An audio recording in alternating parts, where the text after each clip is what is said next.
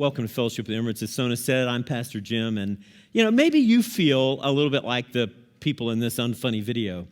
Maybe you feel like there's nobody there for you, and especially if you're new to Dubai, welcome, or maybe you're new to Fellowship, and we're really glad you're here today. Because in Dubai, even though it's a big city with a lot of people, it can still feel like there's nobody here for you. You know what I'm saying? When you walk into a mall, it seems like everybody else is with somebody except me. Or maybe you come in here and you're thinking, wow, this is really bigger than I thought it would be, and I don't know anybody. Well, I just want you to know that it's not true. We are here for you. Fellowship is here for you. God is here for you, and that's more important. And I want you to relax, realize you're among friends. No one's going to force you to do anything. We just want you to receive today.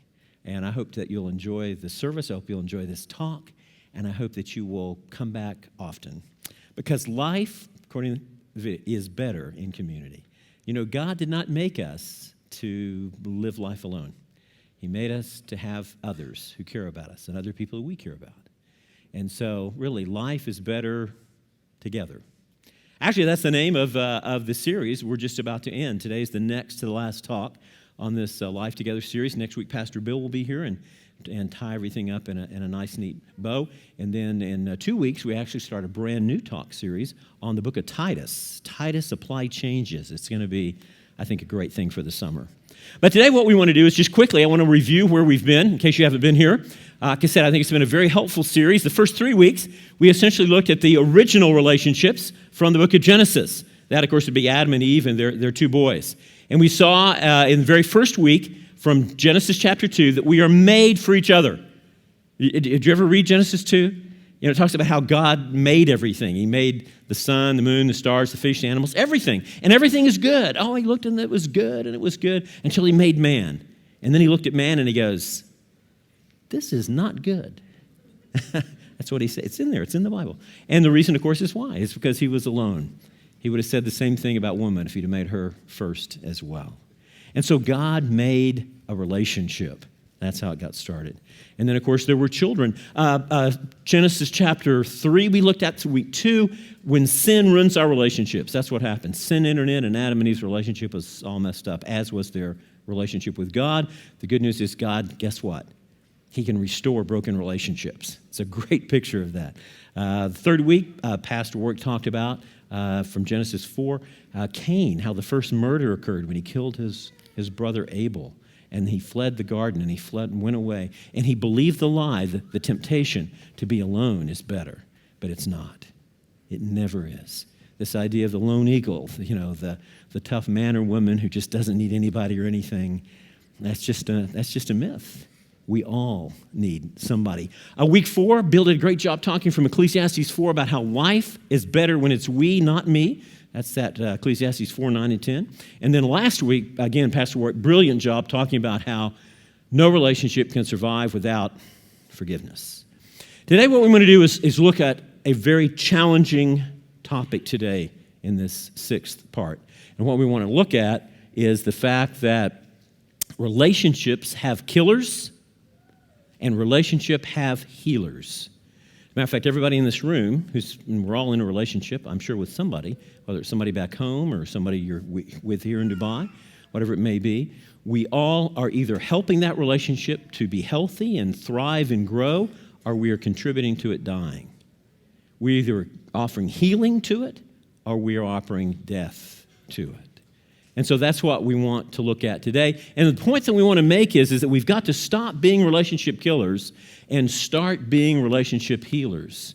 Some of you who've been through relationship after relationship and you never can seem to keep a friend, you never can keep a spouse, you never can seem to get along with your kids, maybe the problem is you.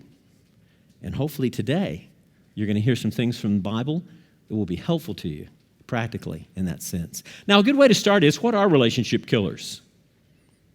Simple definition would be this: they are relationship habits which can weaken a relationship and, over time, if not corrected, can actually destroy a relationship. That's right. Relationships come to an end. You know that as well as I do. Think right now about how many people you used to be very close to. Now something's happened, something was said or done, or maybe it was just left unattended. One of the things I read in researching this series was the fact that relationships are like plants. They need light and they need love. And that's so true. They have to have light and they have to have water in order to survive. And if you don't do that, then they will ultimately die. One author calls relationship killers the four horsemen, like the end of time, the apocalypse. Another calls them relationship killers relational cancers. How many of us right now in our relationships are sick with cancer, with some of these things that we're going to be talking about even today? Now, let's do this. It's interesting, in the studies, I came across a survey where Christian counselors and healthcare providers were asked to list what they considered to be the worst offenders that they had seen and how they'd seen them most often. So why don't we do this? Let's take a little survey, shall we? This will be kind of a low-tech thing. I'll just ask you to think about it in your minds, which many of our minds are low-tech, I realize. So let's just think about it in our minds. And so I will give you in a minute the list of the top 10 things that counselors have heard from people damage their relationships. But why don't you think about it for a minute, the relationships you have right now, who you are in relationship with, coworkers, people you live with in your apartment, maybe you're in marriage, maybe you're dating, maybe it's a good friend, back home that you guys are like brothers or sisters, whatever it is. Maybe it's somebody here in the church. Think about your relationships right now. Would you do that? Please do that, okay? Or do I have to beg? Come on. I want you to do that. And then what I want you to do is to think about what are the things that trouble my relationships? What are the things, if I had to spell them out, that hurt my relationships and perhaps may even be killing it? Would you make a list right now? Go ahead. I'll give you time to do it. Go ahead. Just think about it. Da, da, da, da, da. Go ahead. Go. Don't mind me. You go right ahead. Giving you time. Giving you time now. You got them? You got a list? Okay. Let's see what this survey said from these counselors and healthcare providers. The number one thing that people reported as damaging their relationships was lack of communication. Not communicating. How many of you have that down as one of your things? Raise your hand. Go ahead. Don't be shy. Raise your hand. Okay, good. Yeah, thank you. The rest of you, I think, are liars because I'm in a room full of people like that. Lack of communication. Every relationship I've ever been in, has at one time or another struggled from that. You have to constantly work at it. How about a second thing? You ready? Let's try this one. How about criticism? Constantly criticized. Anybody? Huh? Yeah, no, again, frightened. We're either that or paralyzed. I'm not sure which, but few hands there. Listen, I cannot, how many of us, work for someone who just constantly can't please them, constantly not enough?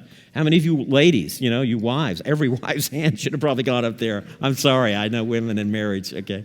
Criticism. How about a third one? How about this one? How about undefined boundaries? Somebody who's just, coming into your space, prying into your things constantly. They just don't know where to stop. Did anybody have that?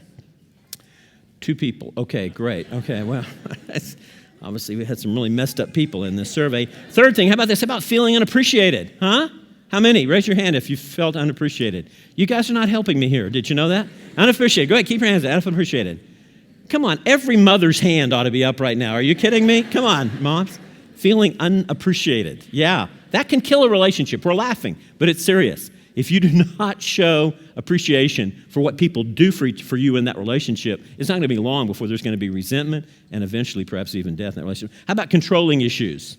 Huh? You got one over here. Yeah, the one guy who wants you, no, don't use that pencil, use this one. No, don't do that. Let me show you how to do it. Here, this is how you do it.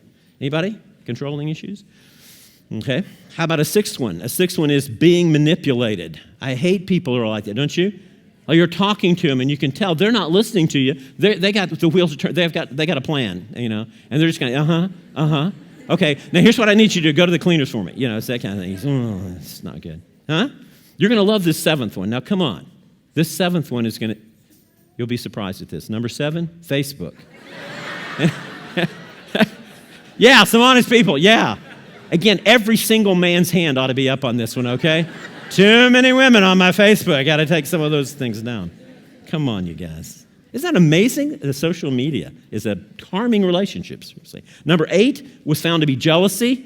Again, that's one of those things that you can't live with in a relationship. Envy, that green envy and jealousy. So number 9, how about insecurity? Somebody who's just constantly needy and, we have to reassure them and Boy, that just wears you out, doesn't it? Ladies, absolutely it does. And how about number 10? You're going to be surprised at this one. Number 10 is Twitter. 2 of the 10. Can you believe that? Social media. Remarkable that we've come so far in staying in touch. Yet in reality, we've just brought other things into our lives which can create harm. So an interesting survey, but what I'd really like to ask today is this. What does God say are the things that hurt our relationship? Would you like to know? Would it be fascinating to look in the Bible and find He who created us, He who created relationship, and find out what He says harms relationships? Well, that's what we want to do today.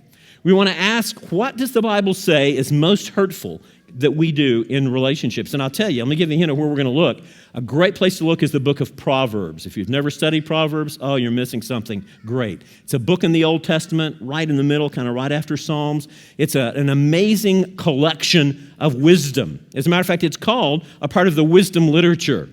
3 books in the Old Testament, Job, Proverbs, Ecclesiastes, all have the wisdom of the ages, which God has supernaturally brought together, and you can read them. And especially if you get a good kind of a modern translation, when I'm reading Proverbs, I particularly like what's called the New International Version. And don't get me wrong, there's other good versions as well. But I particularly like that when I happened to one of the men who was the guy who was the leading translator of this from the Hebrew into the English, was a fellow I studied with. And I just think they've done a great job of simplifying and communicating these very pithy statements that are found in the book of Proverbs very well in the New International Version. Now, what can we know about Proverbs? Let me just give you a little background for those who are not real familiar with it. It's a practical book that's inspired by God. As a matter of fact, some have called it an owner's manual for life. Who doesn't need an owner's manual when you get something, complicated? That big screen TV can't even get it on. Got to read the owner's manual. So it is with life. If we can find out who made us and how they designed us, that will help us a lot.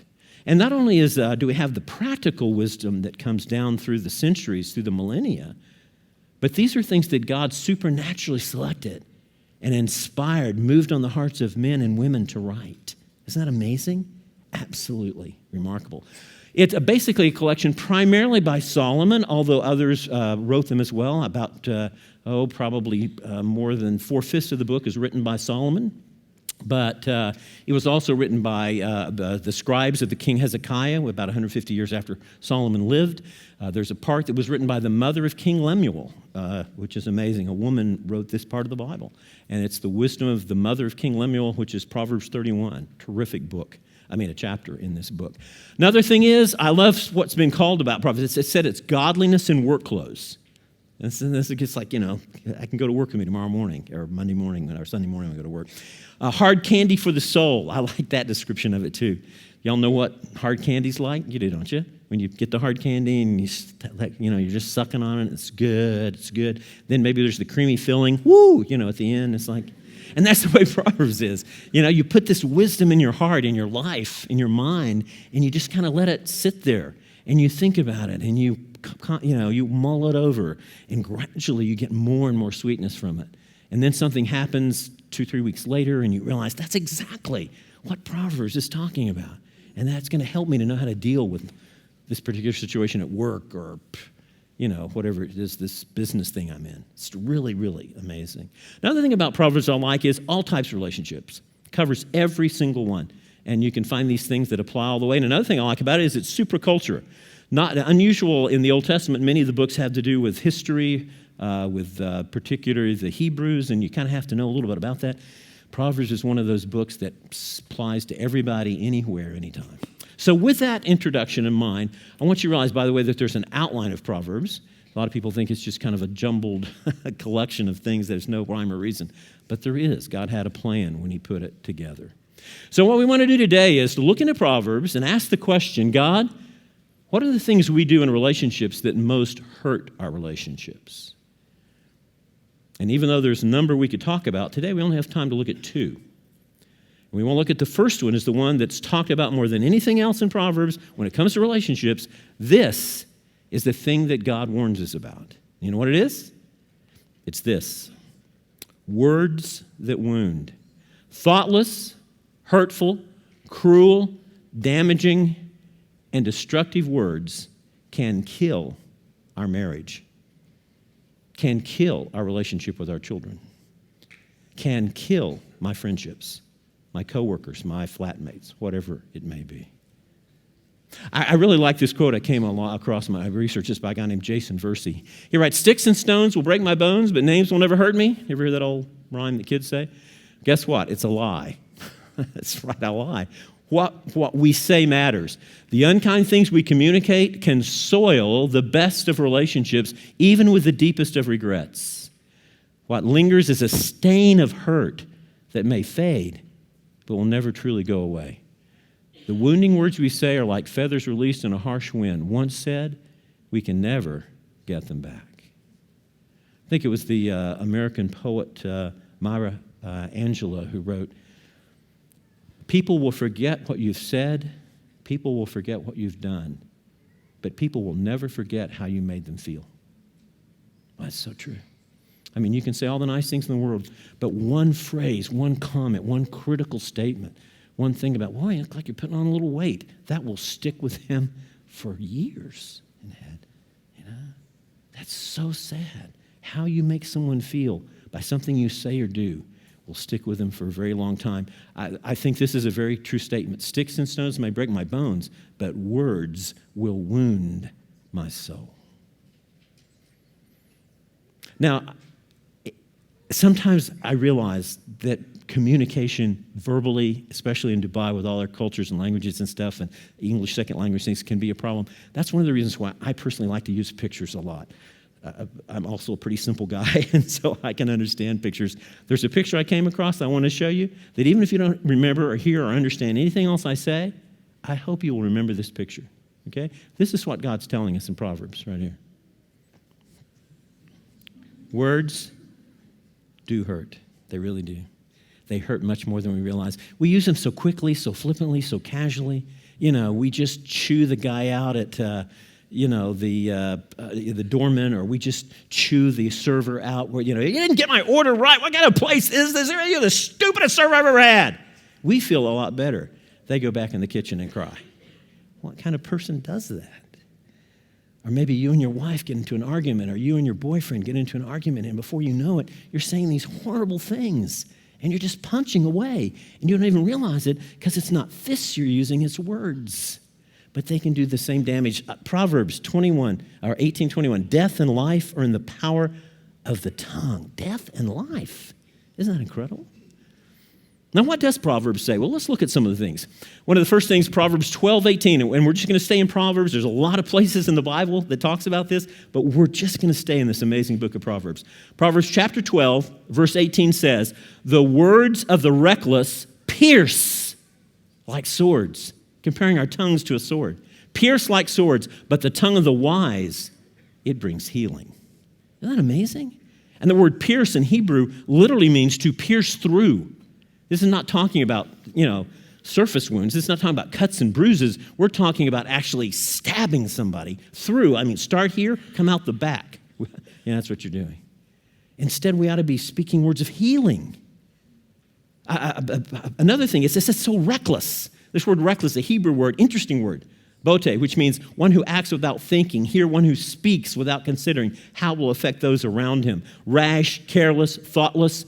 And it gives us a mental picture. It's a man walking into a crowded room, pulling out a broadsword, not just a little saber or pocket knife, but a broadsword like they used to fight with back in the time of Solomon, and then just beginning to swing that and pierce that and just cut flesh all around him, just thoughtlessly swinging that sword as he makes his way, over to the bar. Can you see that in your mind? That's the way when we spew out hateful, mean, cruel, angry words, that's what we're doing. That's what we're like. Absolutely incredible. Ask yourself this week, just this week, did I act with my words more like an assassin or more like a healer? Was I swinging my sword or did I have it put away? Really amazing. Another word, Proverbs 11:9, with their mouths the godless destroy their neighbors, but through knowledge the righteous escape. Another pithy statement about this. And again, the picture of destroying your neighbors, I think that if you read the other verses right around 11:9, you'll see the context is really gossip and slander. So the picture, again, is somebody who comes into your office or your neighborhood and begins to spread lies and rumors or gossip or, run other people down or, hey, come here, by the way, did you know that blah, blah, blah, blah? He's a drunk or, she sleeps around or whatever it may be. That kind of stuff. Soon everyone is speaking badly of others and they're arguing, they're fighting. I mean, it literally can destroy an office, literally can destroy a neighborhood. That's what he's saying. It's amazing, absolutely incredible. And what he's based, the thing is, but through knowledge, the righteous escape. Those who are following God's way, they're too smart. They don't take the bait. They don't get drawn into that. Hey, you want me to tell you something about Mary? No, I really don't want you to tell me anything about Mary. Thank you very much. Mary and I are friends. So why don't you, thank you anyway. Yeah, you want to go out later and have drinks and we can, run down the boss? No, I really don't think that's going to help us. I really don't. Interesting. It's so practical what Proverbs says, isn't it? How about this one? Through the blessing of the upright, a city is exalted, made great, made wonderful. But by the mouth of the wicked, it's what? You can destroy an entire city with your tongue. Isn't that amazing? City that wouldn't fall any other way can come down like that. Proverbs, other things Proverbs says, this is so practical. The heart of the righteous weighs its answers, but the mouth of the wicked gushes evil. It's fascinating here because it's basically telling us in this short proverb God's understanding of the source of problems with our speech. What's the problem with our speech? Where do these problems come from? And the answer is where? The heart of the righteous weighs its answer. Our good words come from our heart. If we have a bad heart, what are we going to have? We're going to have bad words. If you have a heart of goodness, of believing in others, of wanting to help others, then goodness is going to come out of your heart. Who else said that? Do you remember anybody else in history ever saying that? Think. You ever heard that before? How about in the New Testament? Star of the show, guy named Jesus. Yeah, exactly. Jesus. Good. I'm so glad so many of you knew that. We're struggling here today. Jesus. Yeah, in Matthew chapter 12, it says, Jesus said, out of the abundance of the heart, the mouth speaks. I mean, is that great or what? Out of the abundance of the heart, the mouth speaks. Whatever is in your heart's going to come out of your mouth. It's going to gush out of your mouth. I mean, here's Solomon, 1,000 years before Christ. Here's Jesus, 1,000 years later. Here we are, still a plucky people today, 2,000 years later. Incredible, isn't it? Such wisdom of the ages given to us under the inspiration of God. I love this. And so what does the heart of the righteous do? It gives good answers, good words. It weighs before it speaks. However, the mouth of the wicked, they just open it up and let it go. This word gush is a fascinating Hebrew word. It's used in several ways in the Old Testament. It's used of a bubbling spring. Ever tried to stop a spring? Like put a rock on it, it just seeps around it. That's the way bad heart can be. Another way the word gushes here is used, it's used of a flooded wadi. You ever been out in the desert, maybe over in Fajira or somewhere, and you're out hiking and suddenly a rainstorm comes up, pretty rare around here. What do you have? I mean, the wadi before long, that dry area, turned into a raging river. Going to knock you off your feet. But a third way, and I think perhaps this is the way, many Bible students believe this is really the way the psalmist, the proverb writer meant it. The word gushes in Hebrew is also used for, guess what? Belching. Or burping. It's the idea of something gushing out of your mouth. It's that kind of thing. I mean, which again, if you're the person doing it, feels pretty good. But if you're the person in the restaurant listening to it, not so good. Okay? Yeah. I remember being in a movie one time and we were, just settled down with the land, we're eating popcorn, and the guy behind us, I don't know what the deal was. I don't know if he had a medical problem or he'd, been sucking on an air hose. I don't know what it was, but it was like, excuse me, I mean, I set my popcorn aside. I was done. You just. And the author of this proverb, Solomon, is saying, the unrighteous with their mouths are like people who just walk in a room and they just kind of have a green fog, just kind of goes out there. Hello, how you doing? Criticism. How are you today? The anger just comes out and kind of settles over everyone. Oh, this is terrible. It's so true, isn't it? It's so true. Yet so painful. Oh, my goodness, something we need to avoid. This is a good one. The tongue has the power of life and death, and those who love it will eat its fruit. Now, what does that mean exactly? You interpret this one. Read that and think about it. What does that mean? What does it mean to have the power of life and death? Think about that. What does it mean that those who love it will eat its fruit?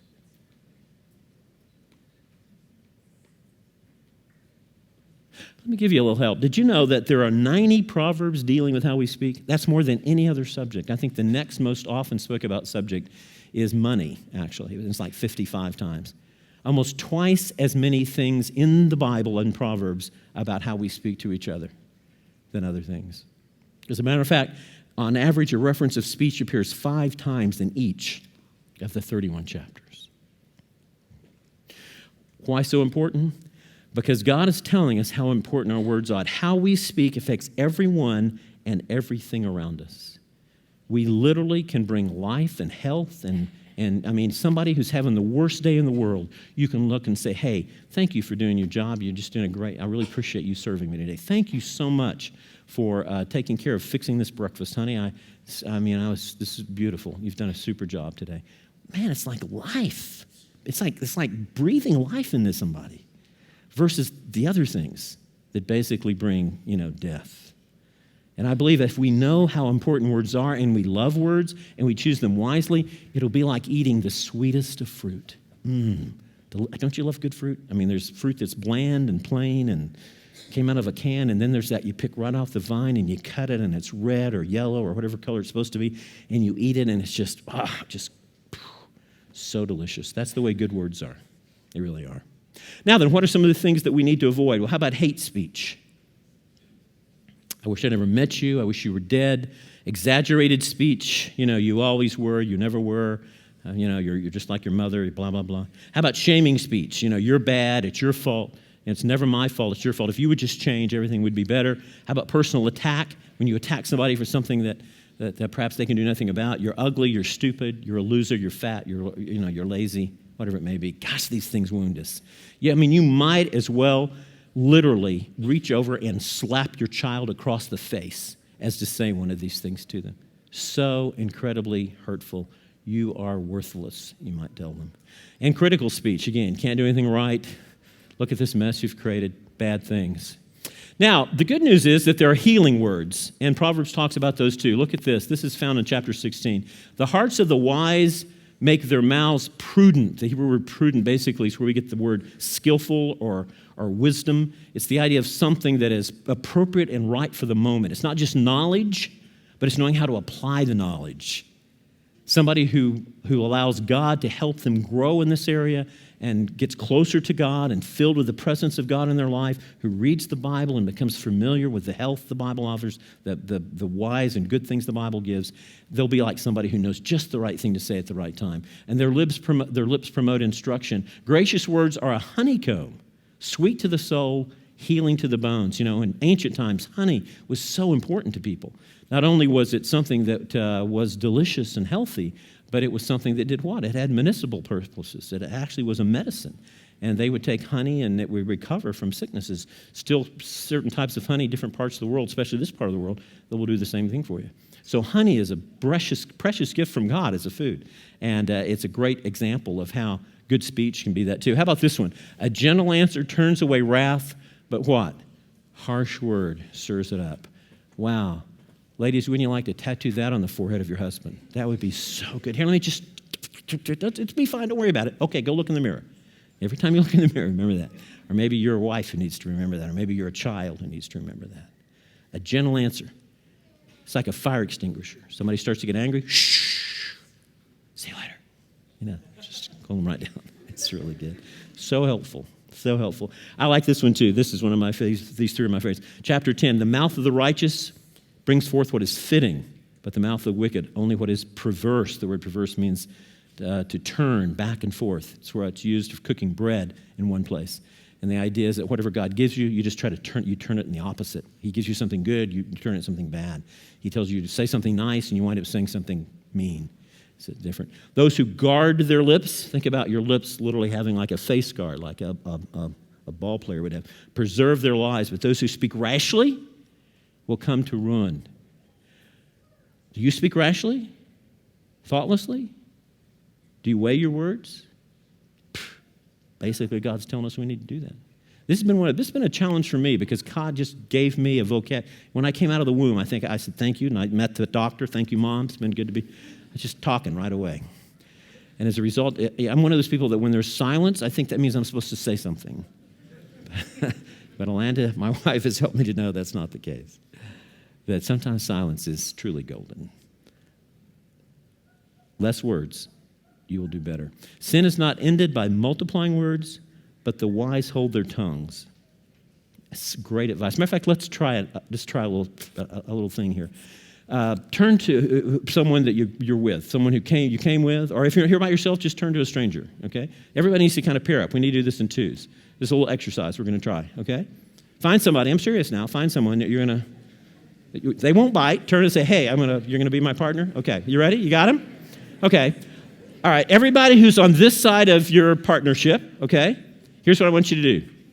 I want you to grab your tongue, and I want you to say to the person sitting next to you, you're a worthless person and a lousy example of humanity. Go ahead and say that.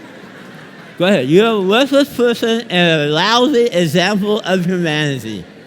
Huh?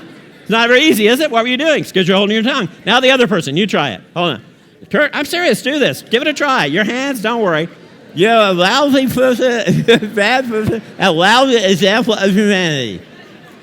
You see, Proverbs is giving you a way to end. The next time you're in a big argument and you're just going at it and you think, man, I wish I could get out of this thing, you just need to go, honey, I really love you. Grab that tongue. It will put an end to the multiplying of words. I know, that's a little silly, but listen, this is serious. And each and every one of us needs to heal relationships through wise words and not kill them through angry, hateful words. Now, what's the second thing? The only other thing we're going to look at today, not only can we hurt relationships with what we say, guess what? We can destroy them by what we do. Another thing that Proverbs talks a lot about is this: actions that destroy relationships. Mean, angry, enraged, violent, and abusive actions. Or perhaps if you're not a person who shows their anger in that way, maybe you're a different type personality. Maybe you're cold, distant, manipulative, silent. You withhold friendship, or if you're married, sex, or maybe even casual conversation. Don't you hate that? I mean, I would rather somebody yell at me than give me the cold treatment or refuse to talk, where you're having, and they just say, that's it, and they walk out, and oh, by the way, and then they run out of the door. I hate that. But yet, that's a way of expressing anger.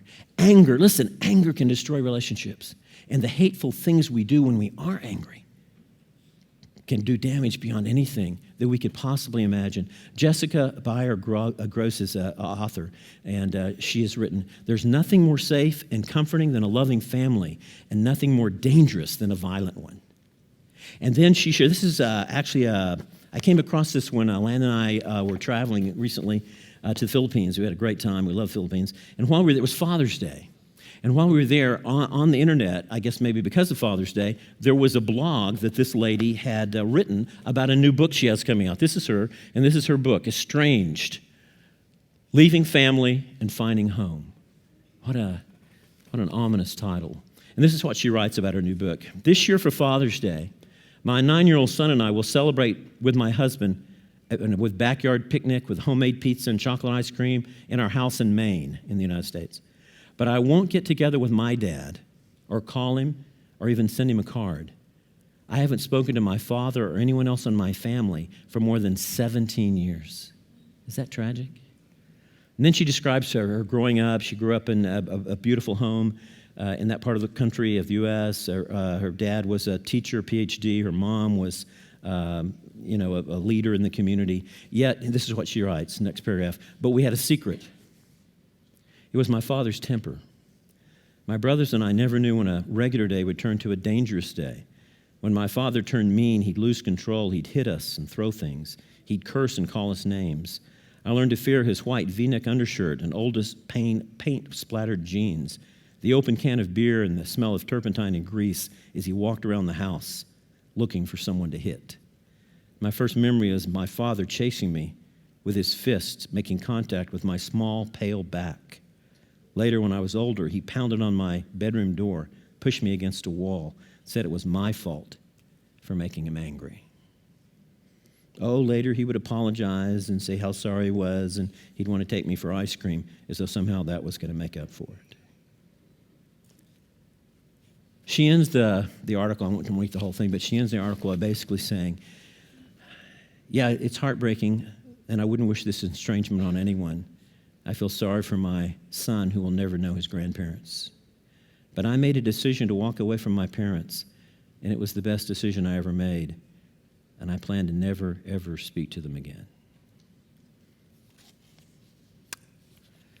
Do you see what actions can do to a relationship? Maybe some of you know this firsthand. I'm sorry to get so personal. Maybe you have children that won't talk to you. Maybe you have ex-wives or husbands that you left for this very reason. I don't know.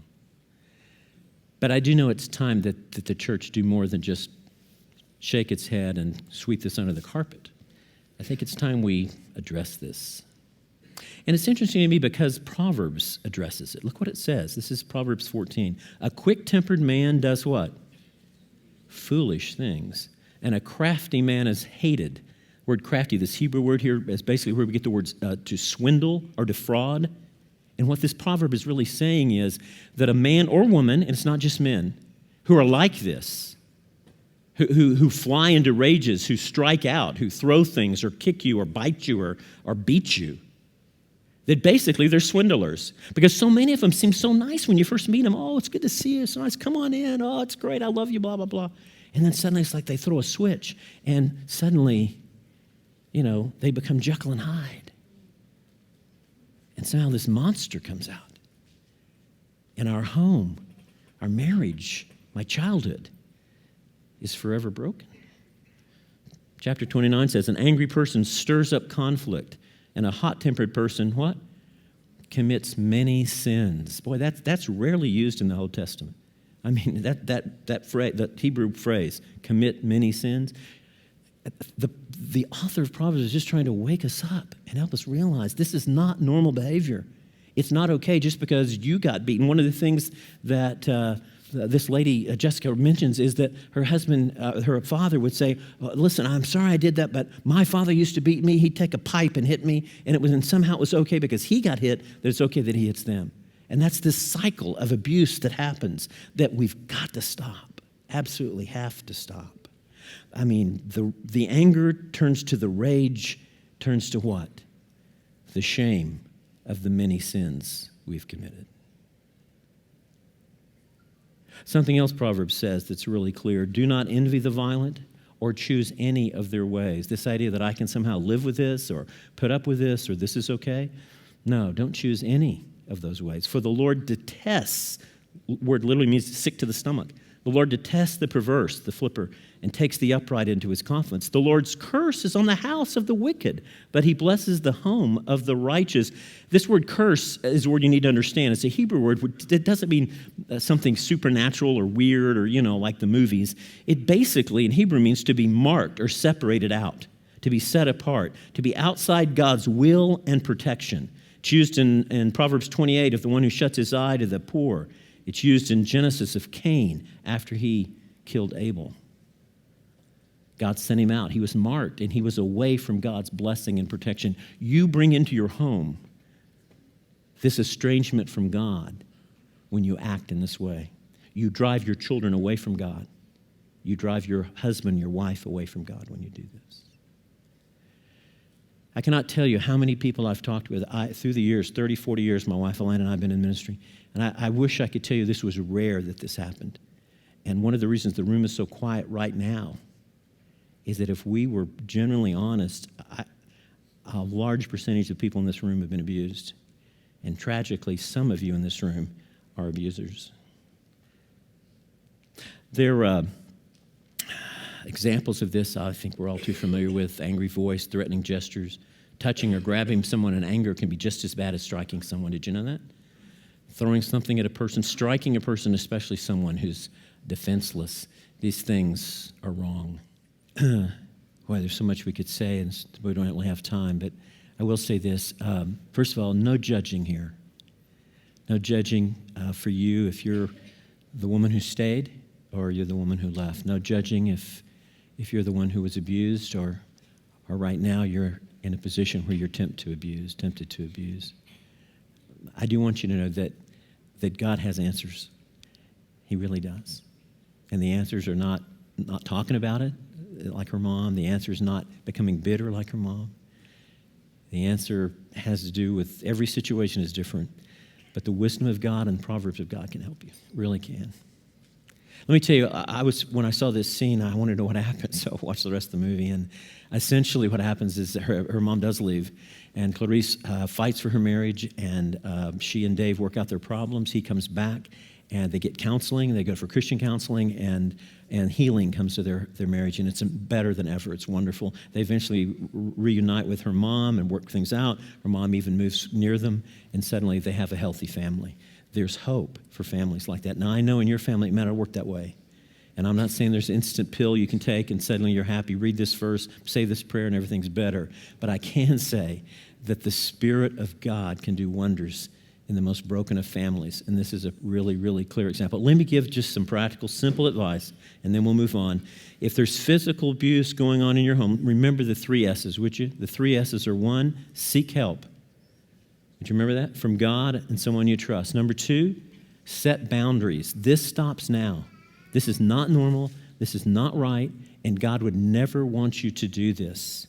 If you're a woman here and someone has told you that somehow the Bible says that submitting to your husband means submitting to his physical abuse, that is not true. Do you hear me? That is not true. And I don't know anybody who interprets the Bible, in my opinion, the whole counsel of God's Word, in what I consider to be a good and true and balanced way that would ever teach you that. Now, I'm not saying just because he barks at you one night, you need to pack up your things and file for divorce. But I am saying you need to fight for your marriage, and sometimes one of the best ways to fight for your marriage is the last S, which is separate yourself for a period of time until he gets counseling and he gets help and this stops, or she gets counseling. And believe it or not, I've done some counseling recently with men who are being abused.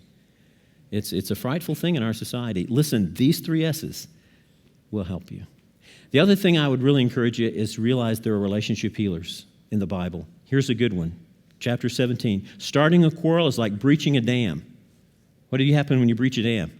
Water starts coming, it's a trickle, and then slowly what? Bigger and bigger, and before you know, washed away. What's the best thing to do? Don't breach the dam. Certain subjects we don't talk about unless we're with a counselor. Certain things, when it begins to get heated, what do? So drop the matter before a dispute breaks out. Can I give you some help in your relationships? When things begin to get ugly, here's what you need to do. You ready? Let me show you. You got that? Did you see that? Need to see it again? Let me show you again. That's what you... Drop it. Drop it. Don't fight. Don't argue. Don't escalate. Don't stick the bear. Don't do that. Don't do that. I love this one too. Through love and faithfulness, sin, even the sin of abuse, can be atoned for. Through the fear of the Lord, a man avoids evil. This is in Proverbs now. This is not Paul or Jesus talking. This is amazing. This is God telling us that no matter how bad things have been in your home, whether it was a long time ago when it happened to you, or whether it happened yesterday, whether you were the one who received it or the one who did it, listen, sin can be atoned for. Jesus went to the cross for abuse. Jesus died so that you could put your past in the past, and you don't have to be like that. That just because that happened to you, you don't have to do that to your children. That you don't have to go through, you don't have to be a serial marrier. You don't have to be that. You can have a wonderful, healthy, great, satisfying relationship. That's what that's saying. I love this other one. This is just as great. Chapter 20, verse 13. He who conceals his sin, you don't prosper through doing that. Instead, confess it, renounce. And what do you find from God? Back of his hand? Judgment? No, you find what? Mercy. And guess what the Hebrew word for mercy is? Same word for a woman's womb. It's like you're born again. Isn't it great? God wants to draw you close, no matter what's happened in your home, in your friendships, whatever it may be. He wants to draw you close. If you will sincerely and genuinely and honestly repent of your sin, I don't mean play games. I don't mean say, oh, I'm sorry, and then go do it again. I'm talking about really asking God's forgiveness, getting help from someone, and then starting new. God's Spirit will come into you, and you can be a truly different person. Listen, we're over now. It's over time. I'm going to quit now. But there are 3 things I want you to remember. These are them. Number 1, I'm sorry. Say that with me. I'm sorry. Number 2, Forgive me. Number 3, 3 greatest healers you'll ever learn. There's a prayer that I want to pray for you. It's a prayer that I would encourage you to pray with us. I'm going to invite actually my wife, Alanda, who's here to come up and pray this with me because I think there are men and women who struggle in this area. And I hope that through our praying this together, you'll understand how important this is. My precious, lovely wife who is a saintly woman. So we're going to pray this prayer, and I'd love for you to pray with us. Will you bow your heads with me?